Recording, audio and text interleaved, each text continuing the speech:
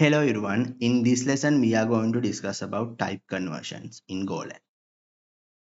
The expression t of v converts the value v to type t.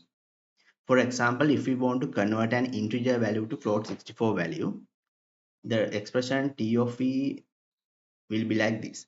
Float 64 within brackets int value or variable.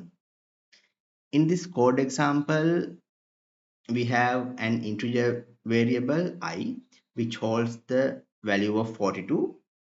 Then we are going to convert it to float 64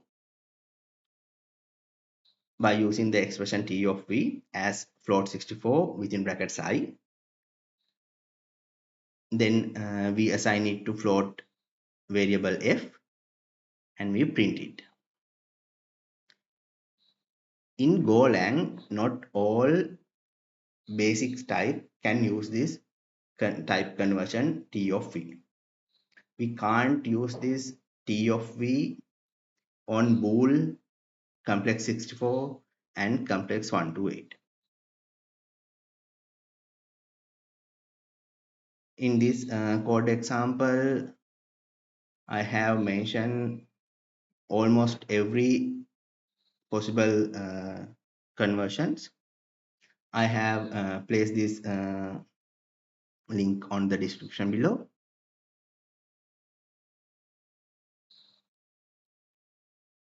In the first code example, you may notice some new syntax if you are new to Go programming.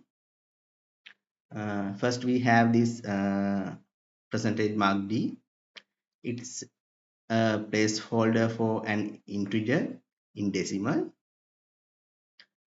It formats the integer I as 42.